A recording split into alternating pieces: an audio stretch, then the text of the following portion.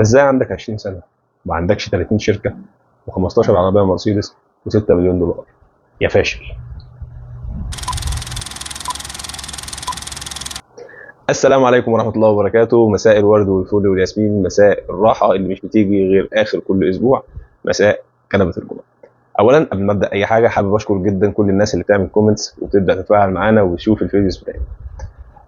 حابب اشكر كمان الناس اللي شاركت معانا في حل الفزوره اللي فاتت.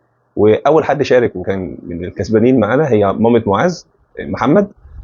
تاني حد اخويا طبعا وحبيبي واللي هو مداوم معانا على طول، احمد السجيني. وكانت اجابه فزوره الحلقه اللي فاتت هي العمر. اتمنى ان شاء الله النهارده ناس اكتر تتفاعل وناس اكتر تكتب لنا الاجابات بتاعتهم بتاعت الفزوره بتاعت النهارده ان شاء الله في الكومنتس عندنا. موضوع حلقه النهارده هو موضوع ممكن يكون بيستفز ناس كتير جدا. لو انت فتحت التيك توك وفتحت الفيسبوك، قعدت تقلب في الريلز كده وتبدا تشوف، تعمل سكرول وتبدا تشوف الفيديوز اللي موجود في موضوع منتشر جدا جدا جدا بتاع شويه ناس كده اسمهم ايه؟ مدمنين النجاح. يبدا يكلمك كده في ريلز مثلا 30 40 ثانيه، وممكن يعمل بودكاست مثلا ساعه او ساعه وشويه كمان، وتلاقيه قاعد يقول لك انا بدات من تحت الصفر. انا يعني والدي ما كانش راضي يديني حاجه وقال لازم تعتمد على نفسك وتبدا من تحت الصفر عندك، وانت هديك بس. فخدت الجراج اللي في القصر بتاع ابويا وقمت جاي مديني 15 مليون، وانا بدات البراند بتاعي ومش عارف عملت ايه. 15 مليون ده فيه، انا اعرف ناس بتقول لك انا هبطل شغل لو انت اديتني 2 3 مليون. لو معايا، والله اعرف حد قال لي كده، قال لي انا بس نفسي كل يعني انا بشتغل بس بجد لو انا بقى معايا 2 مليون، هم 2 مليون بس 2 مليون مصري، والله قال لي 2 مليون مصري هبطل شغل.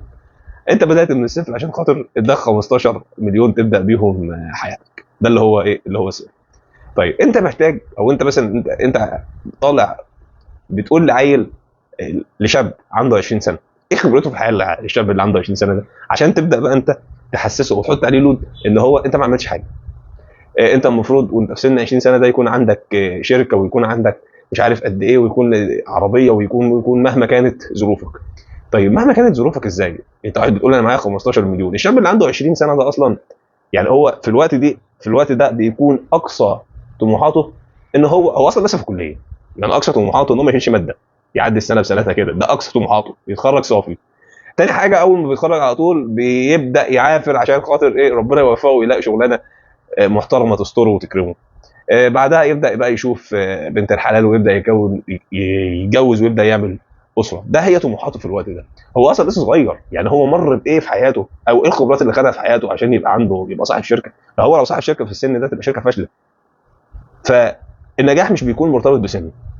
و20 سنه ده صغير، 30 سنه ده صغير، 40 سنه ده اللي هو بدا وهو صغير برضه، بدا اللي هو خلاص هو استقر في عمله، بدا خد خبرات، يعني اتعلم من التجارب السابقه. يبدا يتوكل على الله ويبدا يشوف ده بقى ممكن يبقى يعمل البيزنس بتاعه، يعمل الحاجات دي كلها. يبدا بقى يشوف موضوع نجاحه ايه اللي هو خلاص استقر على الفكره، وهيبدا يشتغل عليها اكتر واكتر، ويبدا بقى يشوف ربنا يكرمه ويوفقه.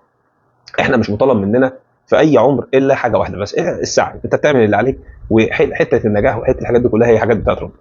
فانت بقى ما تعمليش فيديوهات وتعمل حاجات من دي كلها وتحط لود عليا وانا لسه صغير في السن، 20 25 سنه 30 سنه، وتحسسني ان انا فاشل، وتحس ان انا المفروض انا في الفتره دي اكون عملت امبراطوريه يعني خلاص. فطبعا مفيش الكلام ده. ما تحطش نفسك، حتى اللي بيسمع الفيديوهات دي برضه ما يحطش نفسه في لود. هدي اعصابك خالص. انت مش متاخر، انت في مكانك الصح. انت ان شاء الله هتوصل في الوقت اللي ربنا سبحانه وتعالى هيكون كاتبه لك باذن الله.